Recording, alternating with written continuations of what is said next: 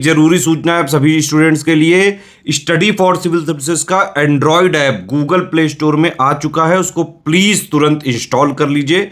और अगर आप स्टडी फॉर सिविल सर्विसेज के सिर्फ ऐप से कोई भी कोर्स, कोई भी पीडीएफ परचेस करते हैं तो उसमें अप्लाई कूपन, अगर आप ज्ञान सर जो है आप उसमें अप्लाई करते हैं, ये कूपन कोड है, तो उसमें 20% फीस तुरंत माफ हो जाएगी, मतलब 20% डिस्काउंट तुरंत उसमें लग जाएगा। ज्ञान सर लिखना है, नॉर्मली ज्ञान सर स्मॉल लेटर में है सब कुछ, कोई स्पेस नहीं, कोई कॉलम नहीं, सिर्फ ज्ञान सर, GYANSIR। इस तरह से अगर कूपन कोड लगाते हैं आप ऐप में बाई करने से पहले, जो अप्लाई कूपन वाले में आता है, तो 20% का डिस्काउंट तुरंत मिलेगा। वीडियो देखिए।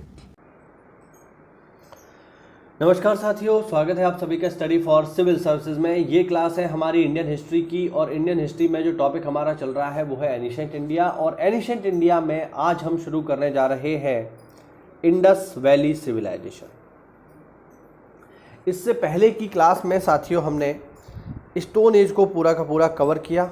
ठीक है, स्टोन एज क्या है, क्या विशेषताएँ हैं, ठीक है, पैलियोलिथिक एज है, मेसोलिथिक एज है, नियोलिथिक एज है, इन सबको हमने कवर किया है। आज हम आगे बढ़ेंगे और आज देखेंगे सिंधु घाटी की सभ्यता। देखिए, इसके सबसे पहले नाम से स्टार्ट करते हैं, तो इसके काफ़ी सारे नाम हैं। देखिए, पहले इसका नाम है सिंधु घाटी सभ्यता। सिंधु घाटी सभ्यता नाम क्यों है? क्योंकि ये सिंधु नदी और सिंधु और उसकी सहायक नदियों के किनारे खोजी गई, इसलिए। ठीक है, दूसरा नाम देखो, हड़प्पा सभ्यता। क्यों भैया? हड़प्पा सभ्यता नाम इसलिए है क्योंकि सबसे पहले सिंधु घाटी सभ्यता में जो शहर खोजा गया वो हड़प्पा ही था, जिसे 1921 में दयाराम साहनी ने खोजा था, इसीलिए इसका नाम पड़ गया हड़प्पा सभ्यता। ठीक है, एक इसका नाम और भी है जो है कांस्ययुगीन सभ्यता। क्यों? क्योंकि इसी सभ्यता के लोगों ने सबसे पहले कांसा बनाने की खोज करी, इसीलिए इसका नाम पड़ गया कांस्ययुगीन सभ्यता। तो ये इसके नाम है, सिंधु घाटी सभ्यता, हड़प्पा सभ्यता और कांस्ययुगीन सभ्यता। ठीक है, आगे देखिए। जॉन मार्शल ने अपनी पुस्तक Mohenjodaro and the Indus civilization में सुझाव दिया है कि भविष्य में अगर सिंधु घाटी के बाहर स्थल मिलते हैं तब इस सभ्यता का नाम भारतीय सभ्यता रखा जाए। ये जॉन मार्शल का कथन है।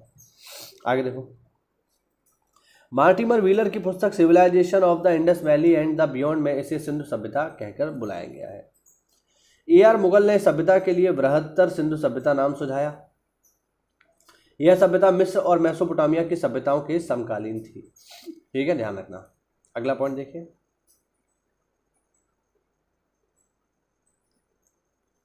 अगला पॉइंट वही है जो मैंने आपको बताया, कांस्ययुगीन सभ्यता इसको क्यों कहते हैं, वही सब है, पढ़ लो आप इसे। गार्डन चाइल्ड ने सिंधु सभ्यता को प्रथम नगरीय क्रांति कहा, क्योंकि सैंधव सभ्यता का सर्वाधिक संकेंद्रण सरस्वती इसको नगरी क्रांति कहा। क्यों कहा ये समझ लो, क्योंकि ये एक शहरी सभ्यता थी, यहाँ पर प्रॉपर शहर बसे हुए थे, विलेज नहीं थे, इसीलिए इसको उन्होंने बोला ये है एक शहरी सभ्यता। दूसरा, सैंधव सभ्यता का सर्वाधिक संकेंद्रण सरस्वती नदी घाटी में घग्गर और हागरा नदी के किनारे है। ठीक है, ध्यान रखना। इसीलिए आज के समय में कुछ विद्वान इसको क्या बोलते हैं, आज के समय में इसको कुछ विद्वान सिंधु सरस्वती सभ्यता कहकर पुकारते हैं, क्योंकि इसके अधिकांश शहर सिंधु और सरस्वती नदी के किनारे प्राप्त हुए हैं। ठीक है, आगे देखो, बनावली में निम्नतम जमाव प्राक हड़प्पा ग्राम संस्कृति से संबंधित है। अमरी संस्कृति, सोथी संस्कृति और कोट दीजी संस्कृति प्राक हड़प्पा संस्कृति है। प्राक हड़प्पा संस्कृति का मतलब हुआ कि हड़प्पा संस्कृति से थोड़ा सा पहले की है या स्टार्टिंग एज की है, जब जिस समय ये सभ्यता शुरू हुई थी। हड़प्पा सभ्यता का स्थल मांडी भारत के उत्तर प्रदेश में है। पादरी, कुंतासी, भिर्राना आदि हड़प्पा युगीन पुरास्थल हैं। ठीक है, झूकर संस्कृति चनहूदड़ों से प्राप्त हुई है। आमरी संस्कृति पाकिस्तान के सिंध में विकसित हुई है। इनका क्रम भी यहाँ देख लीजिए। ठीक है, भारत के पुरातात्विक स्थल का क्रम उत्तर से दक्षिण। तो सबसे उत्तर में आपको मिलेगा बुर्जहोम, फिर मिलेगा भीमबेटका, फिर मिलेगा पिखल, फिर मिलेगा अटराम पक्कम। ठीक है, ध्यान रखना। ये इसके 3 चरण हैं इंडस वैली सिविलाइजेशन के, ये भी देख लो। प्रारंभिक हड़प्पा स्थल है 3200 से 2600 ईसा पूर्व, यहाँ पर नगरी सभ्यता का बीजारोपण हुआ। दूसरा है जब अपने बिल्कुल चरम पर थी, 2600 से 1900 ईसा पूर्व, ये विकसित समय है, 700 साल रहा। और फिर इसका उत्तर समय आ गया जब ये समाप्त होने लगी 1900 से 1300 ईसा पूर्व। इसे नगरोत्तर अवस्था कहते हैं, जिसमें नगर नष्ट होने लगे। ठीक है, आगे देखते हैं जरा इसके महत्वपूर्ण तथ्य। हड़प्पा राजनीतिक संरचना पर सबसे पहले सैद्धांतिक प्रकाश स्टुअर्ट पिगट द्वारा डाला गया। यह अत्यंत केंद्रीय समाज था जो पुरोहित द्वारा संचालित होता था, ध्यान रखना। हड़प्पा और मोहनजोदड़ो इस सभ्यता की जुड़वा राजधानी थी, ये भी याद रखेंगे। मेसोपोटामिया में शामिल क्षेत्र वर्तमान में पूर्व सीरिया, दक्षिण पूर्वी तुर्की तथा इराक का अधिकांश भाग आता था, क्योंकि मेसोपोटामिया इसके समकालीन है सिंधु सभ्यता के। मेसोपोटामिया में अक्काडियन भाषा में सुमेरियन सभ्यता को प्रतिस्थापित किया, ठीक है। हाँ, मेसोपोटामिया में अक्काडियन भाषा ने सुमेरियन भाषा को प्रतिस्थापित किया। कालीबंगा में प्राप्त चबूतरे मिट्टी की ईंटों से निर्मित हैं, याद रखेंगे। हड़प्पा सभ्यता के मोहनजोदड़ो से प्राप्त एक सील पर 3 मुख वाली देवता यानी पशुपतिनाथ की मूर्ति यहाँ से मिली है, सील मिली है, ध्यान रखना। पेपर में सीधे सीधे पूछेगा पशुपतिनाथ की प्राचीनतम सील कहाँ से प्राप्त हुई है। आप इसका जवाब देंगे सीधे सीधे मोहनजोदड़ो, ठीक है, याद रखना। ज़्यादा इसमें सोचा विचारी करने की आवश्यकता नहीं है। आगे देखो, हड़प्पा सभ्यता का उत्तर से दक्षिण में क्रम अगर हम देखेंगे तो सबसे उत्तर मिलेगा आपको हड़प्पा, फिर कालीबंगा, फिर मोहनजोदड़ो, फिर लोथल गुजरात में, ध्यान रखना, ठीक है। आगे देखिए, मणि निर्माण लोथल और चनहूदड़ो के लोगों का प्रमुख उद्यम था। हड़प्पा सभ्यता के लोगों द्वारा आयात की जाने वाली अत्यंत प्रमुख वस्तु धातु तथा कीमती नग थे। और जिस मणि की हम बात कर रहे हैं ये है लाजवर्द मणि, जो इंडस वैली में सबसे इंपॉर्टेंट थी। सिंधु नदी के तट पर लरकाना में स्थित मोहनजोदड़ो की खुदाई संपन्न हुई थी। लोथल हड़प्पा कालीन स्थल का प्रमुख बंदरगाह था, ठीक है। हड़प्पा का प्रमुख बंदरगाह लोथल था, जो कि पड़ता है गुजरात में। सिंधु घाटी सभ्यता के लोगों को पांसे के खेल की जानकारी थी, यानी ये लोग पांसा खेलते थे। कालीबंगा से ऊंट की अस्थियां प्राप्त हुई हैं। ये देखिए सीधे सीधे फैक्ट हैं, आपको उनको याद रखना है, सब पेपर में पूछे जा चुके हैं। कालीबंगा से 7 अग्निकुंडों के साक्ष्य प्राप्त हुए हैं। धौलावीरा से जल संचयन तथा प्रबंधन का विशिष्ट साक्ष्य मिला है। IEM व्हीलर ने सर्वप्रथम भारत पर आर्यों के आक्रमण का सिद्धांत प्रतिपादित किया था, जो सरासर गलत है। इस प्रकार का कोई भी हमला कभी इतिहास में नहीं हुआ, ये आज के समय में ऐतिहासिक स्रोतों से सिद्ध हो चुका है। आगे देखो, लोथल और चनहूदड़ो का सर्वाधिक महत्वपूर्ण उद्योग मन का उत्पादन था। भारत के इतिहास में सर्वप्रथम नगरों का उदय सैंधव सभ्यता से ही हुआ है। यह सिंधु घाटी सभ्यता की सबसे प्रमुख विशेषता है, क्या? नगर बनाना। स्वतंत्रता के उपरांत भारत के गुजरात में सर्वाधिक सैंधव पुरास्थल खोजे गए हैं, ठीक है। हड़प्पा सभ्यता का विकास पश्चिमोत्तर में अफगानिस्तान तक हुआ। शुर्तगोई और मुंडीगाक नामक 2 हड़प्पा स्थल हिंदुकुश के पार अफगानिस्तान में स्थित हैं, ध्यान रखना, इंपॉर्टेंट बात है। सर मार्टिमर व्हीलर ने हड़प्पा संस्कृति के विघटन के लिए इंद्र को उत्तरदायी माना था।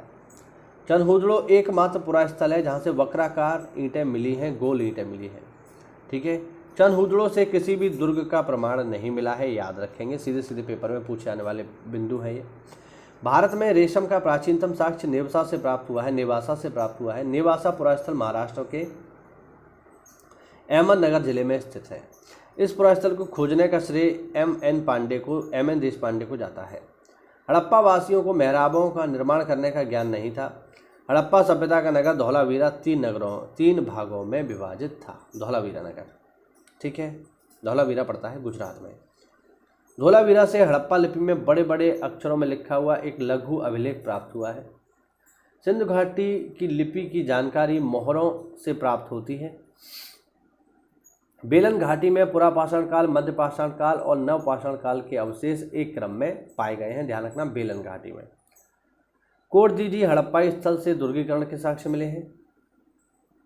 रेखीय मापन के लिए हाथी दांत का पैमाना लोथल से प्राप्त हुआ है। प्राचीन भारत में लंबाई नापने की इकाई रिक्तिका कहलाती थी।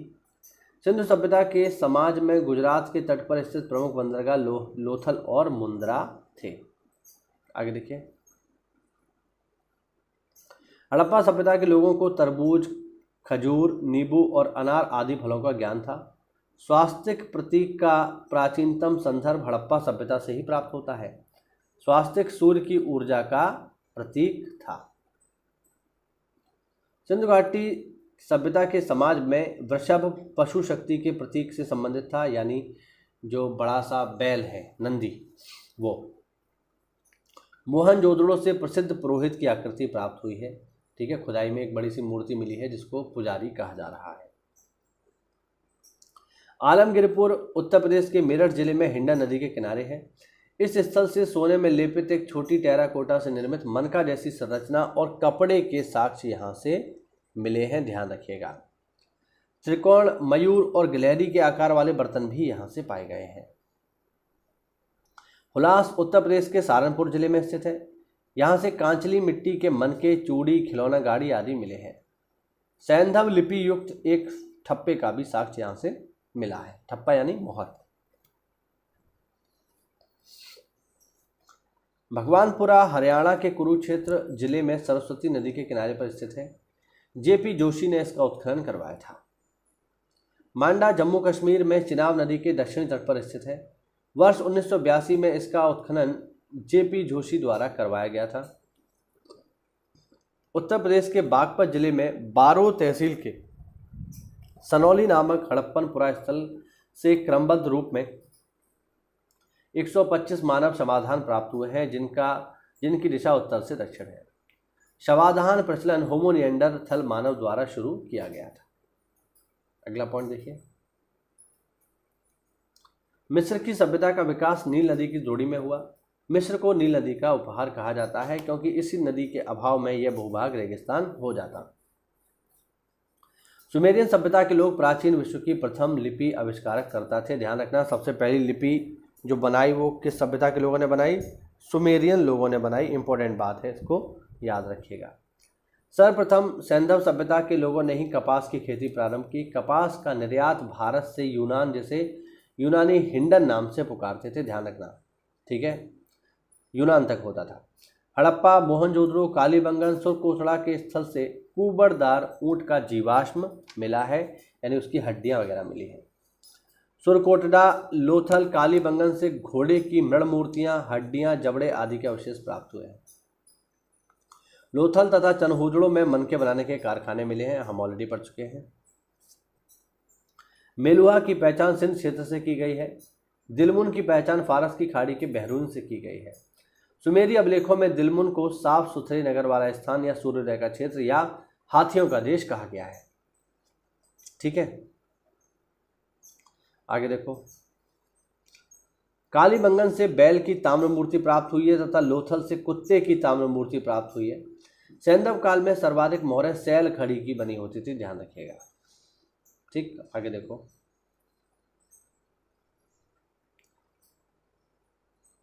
मातृ देवी तथा शिव की पूजा के अतिरिक्त सैंधव निवासी पशुओं, पक्षियों, वृक्षों की उपासना करते थे। कालीबंगन में शव दक्षिण उत्तर रोपड़ में पूर्व पश्चिम तथा कालीबंगन में शव उत्तर दक्षिण रोपड़ में पूर्व पश्चिम तथा लोथल में पूर्व पश्चिम दिशा में प्राप्त हुए हैं, यानी सर पूर्व में पैर पश्चिम में। हड़प्पा की बात करें। हड़प्पा पाकिस्तान के पंजाब प्रांत में मोंटगोमरी जिले में स्थित है, जबकि मोहनजोदाड़ो सिंध के लरकाना प्रांत में स्थित है। हड़प्पा रावी नदी के बाएं तट पे, जबकि मोहनजोदाड़ो सिंध नदी के दाहिने तट पर है। जॉन मार्शल ने सर्वप्रथम इस सभ्यता को सिंधु सभ्यता नाम दिया। अब तक इस सभ्यता के अवशेष पाकिस्तान में पंजाब, सिंध, बलूचिस्तान, भारत में पंजाब, गुजरात, राजस्थान, हरियाणा, पश्चिमी यूपी,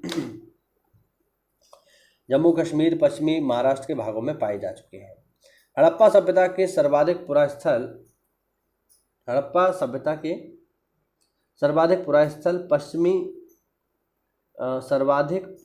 पश्चिमी पुरास्थल सूतका गैंडोर, ठीक है।